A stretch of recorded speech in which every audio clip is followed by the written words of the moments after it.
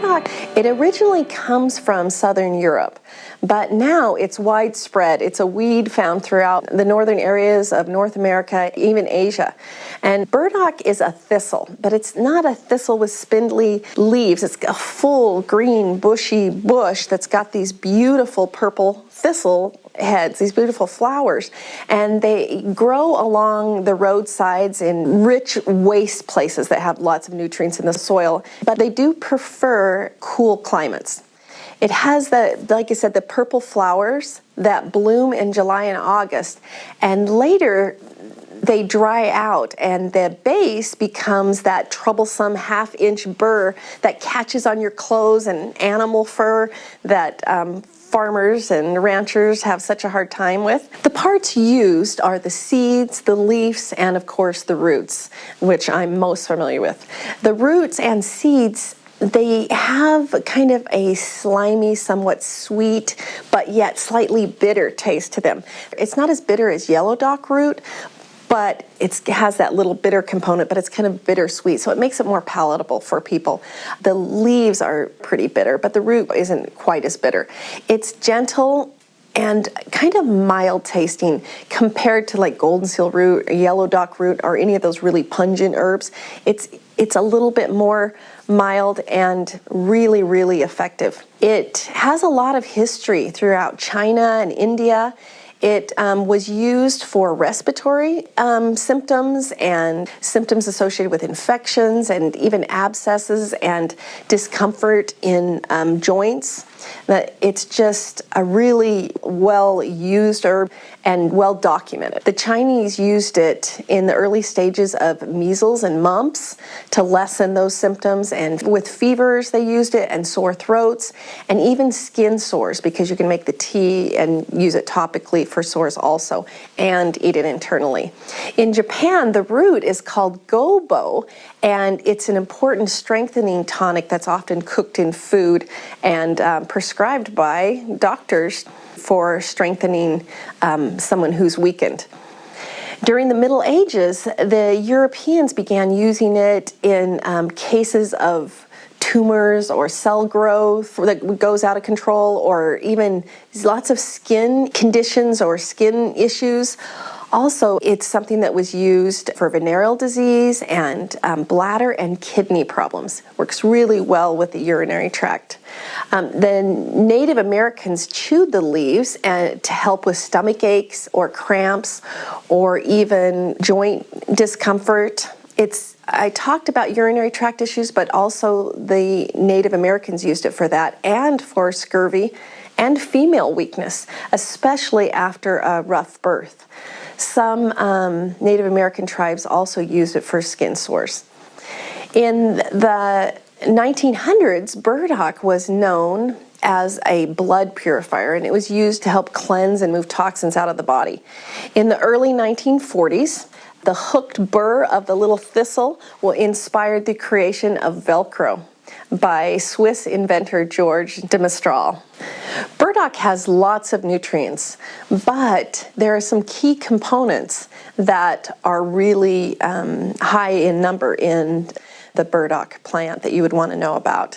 There's vitamin A's, lots of vitamin B's, and you know, lots of people take vitamin B's that are synthetic vitamin B, but this is a great source of vitamin B to rebuild and strengthen those energy resources in your body. It has B1, B3, B5, it's got B6 in it, it's got B9, the folic acid, B12, it's got biotin, it's got PABA, which is a paroamino benzic acid, which is a natural form of a sunscreen. And so some people put burdock into a cream or a lotion to be able to have a natural sunblock. And so that's a great tip, you guys. We should make some of that.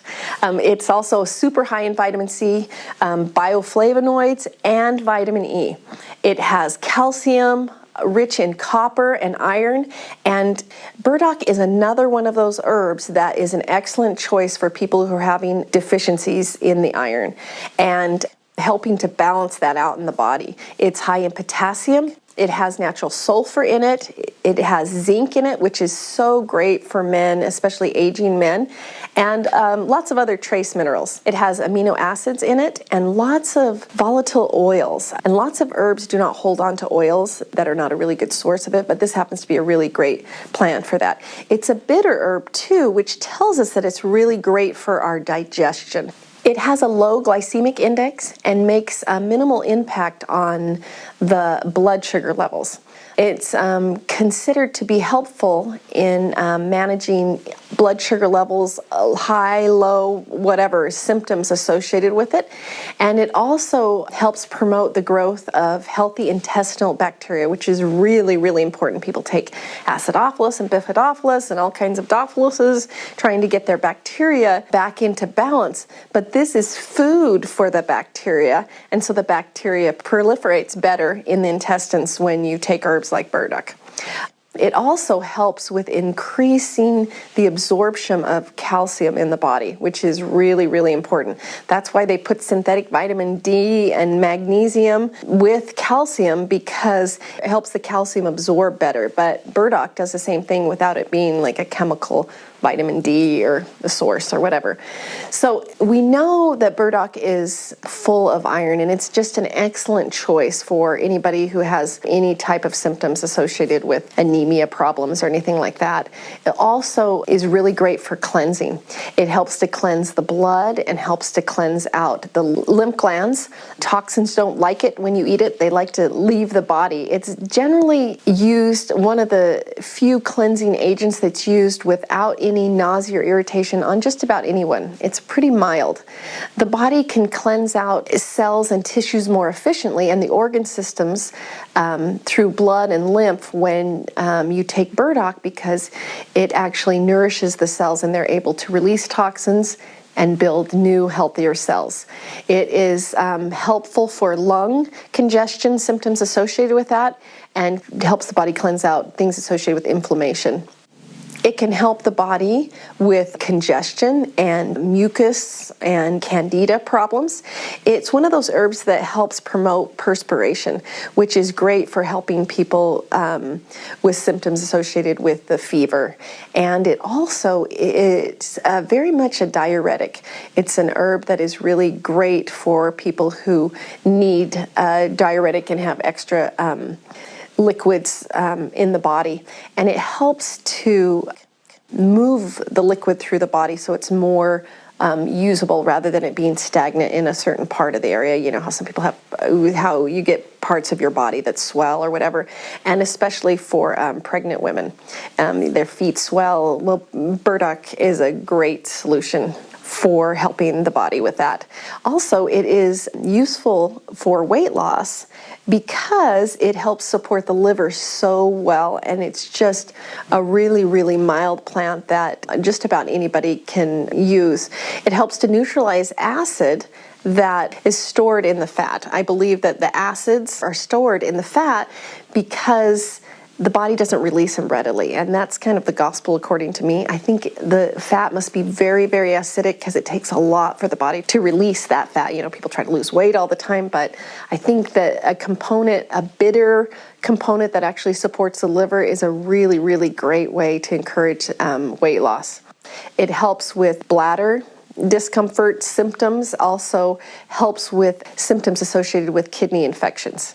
It is really great for anything associated with pregnancy, anything that may be happening where the pregnant woman would not be feeling so good, or maybe need to be supporting more of her systems because maybe she has water retention or has some issues associated with needing stronger, healthier, richer blood. It's really great. This is one of the herbs also that is just recommended so highly for pregnant women. And also, it's reported that if women will drink it ahead of time, it can help reduce the chance of jaundice in the baby. We don't know that for sure, but that's what a lot of the old books tell us. And then some people make tea out of it if your baby actually has jaundice, and gives them the tea to them by mouth. It can be used topically and internally for skin problems, such as symptoms associated with acne and rashes and any kind of symptoms associated with like eczema or psoriasis. Those type of symptoms can be assisted by using this wonderful plant. The seeds of this plant help restore smoothness to the skin. They can be used topically or internally. They have tonic qualities that work and help relax and soothe both the skin and the mucous membranes of the body. I've talked to some burn care workers that have reported that they use burdock as a moisture barrier that eases the dressing changes, which is kind of interesting. It's kind of an interesting use for it. And it also tends to help impede the bacterial growth from that particular burn site. And there's a lot of investigation going in on that right now because burns are just so hard to deal with, and there's so many components that you have and so many problems that this is a great herb for that. Also would help support anyone who's been through a trauma like that, a really bad burn, and would help to nourish the body so that it can become healthy again. It also helps support the pituitary gland and helps the body to regulate the release of protein, which helps maintain a specific type of hormone balancing in the body. It also can help neutralize poisons and bug bites, so it's great to have on hand. I talked a little bit about inflammation and how it soothes and cleanses and helps the body deal with those symptoms, and also inflammation in bronchial area in your lungs.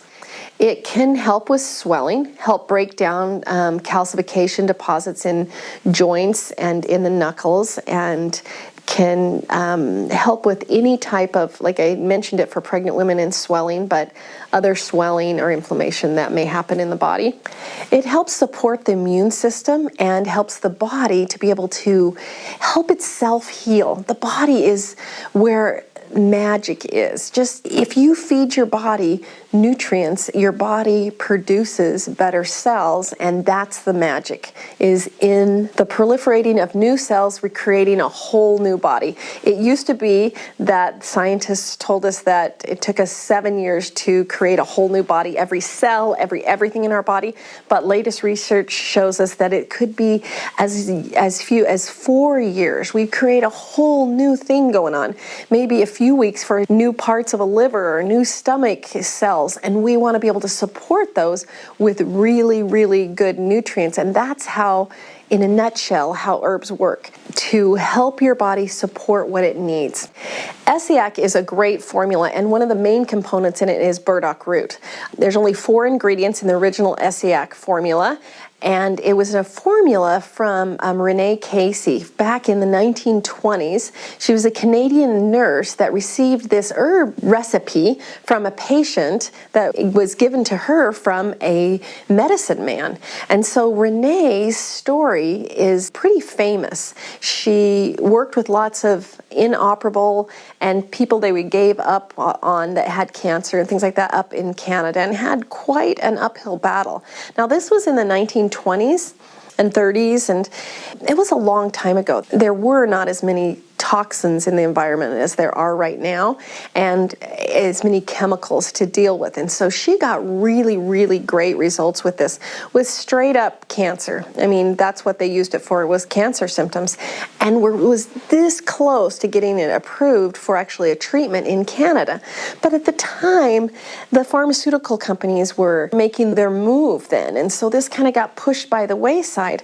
But I was introduced to it by a gentleman who used to wildcraft herbs and go around to health food stores and sell them to health food stores out of the back of his trunk. And he ended up starting a distributing company for these really wonderful, wonderful herbs. Well, when I was sick, my mom was at church, and my mom is very stoic. You don't see my mom cry that much, but my mom was at church and she was crying over me because I was sick. and a lady came up to her and said, "Why? What's the matter? What's the matter?" And she just said, "My daughter's sick, and she probably won't make it, and she's got 5 kids, and she's pregnant with her 6th baby." And so they told her to stay right there, and they gave her this article that was an article of an interview from Dr. Glum about Renee Casey's information and about his book, Calling of an Angel, which is all about Renee Casey's journey. Well, I got that article and it changed my life because of all the other herbs and things that I was taking at the time. It seemed to be a key and a lock for me. I've seen people take Essiac by themselves in hoping that it would cure them of everything that they had, any cancer or anything, and I haven't seen that be the case, that it works by itself. But I have seen really wonderful things, and here's an interesting thing. One of our gals' best friends, she went to California to get a bone marrow transplant. She had had cancer, and she was young, in her 20s, and she wanted to go get this bone marrow transplant, but she didn't have enough T cells. So she was just devastated by that diagnosis by her doctor. So what they did was my friends sent her some Essiac tea in hopes that she could it could help her. And 3 days later, after taking the Essiac, she was able to get her bone marrow transplant because it had helped her body increase the T cell activity. I think mainly because the nourishing of it, how nourishing burdock is and how nourishing the other herbs in it, the slippery elm and everything else. And when you nourish your body like that, when you're not used to nourishing it with really great components or really great vitamins and minerals in the body, your body responds really well. Her body had gone through a whole bunch of chemo and radiation and a whole bunch of things, but it seemed to respond well here. And so anytime we see that people have that problem, we always tell them that story because it just reacts so quickly in the body, this Essiac formula. But it's very mild. It's a tonic. It's a tea that you make. Now, when I was working at the cancer hospitals in Mexico, I would see a lot of people who took Essiac. They had taken it in capsule form, in tincture form, in an 8-herb formula, a 6-herb formula. But I never, ever saw anybody that it worked for other than making it in that original 4-herb formula. Now, I'm not saying it doesn't work because there's companies out there that sell it, and they sell it for environmental pollution and stuff like that, for helping the body to handle that, which is a great thing that burdock is wonderful for. But I believe, and this is just according to me, that Essiac is most effective and most potent cooked and the original way, and you cook 2 gallons at a time, and it cooks down, and you've got to strain it, and it's this kind of big process. But I think that's the best way. We have just seen it's the freshest. You're controlling it. It's really Essiac is a really wonderful, wonderful formula that everybody should try and experience it because it is something that is such a great tool in your toolbox. The plant has burrs in it, and it can be irritating to the skin, but really that's the only safety recommendation on burdock. It also is highly recommended, like we had said, for pregnant women. So usually if you recommend it for pregnant women, you can give it to your animals and you can give it to your kids, and because it's just used as a food anyway in people's diets, it's a great one to be able to introduce, and makes it really, really easy to be able to introduce it into your diet. You can use the young, fresh roots. They're smiled. They have a pungent flavor. You can grate them and mash them and eat them raw or heat them. You can slice them and add them to soups and stews. Some people reduce harshness or bitterness of the taste by soaking the roots for 5 to 10 minutes before they cook with them. But then if you're going to soak the roots, you probably want to drink that water, at least if nothing else, put it on a plant so that it's not wasted or given it to, and you put it in your dog water or whatever. You can make a tea by skinning the root and cutting it into pieces. You can use the powdered root to capsulate it and make extracts and infusions and make topical preparations for poultices and things like that. The seeds can be made into an extract also and are great for skin and kidney issues and help support that part of the body. Poultices are used for discomfort in the joints and any type of symptoms associated with the inflammation that we talked about, and helps in the speeding of the body's healing process. You can also steam the roots or use them fresh. We cook them usually in a decoction, make them into the Essiac formula, or because they are a little bit milder, they actually can be used in capsules and in powder form, and the body does seem to absorb it well. Burdock root has a long history of use and potential in helping with symptoms associated with chronic diseases, and some of burdock's biological activities could include antiviral, anti-HIV, anti-cancer, antimicrobial, like we talked about, anti-diabetic, antioxidant, anti-inflammatory effects. I mean, it goes on and on. These effects are symptoms with these problems, but wouldn't you want all of your symptoms or some of your symptoms to even just go away? It'd be worth a try for the health benefits of that are just so incredible with burdock. I want you to make burdock, and I want you to be able to eat burdock, and I want you to experience burdock in as many ways as you can, including the Essiac formula. I'd like you to look that up. There's a lot of negative press with it, but a lot of historical information. So you've got to just experience it for yourself.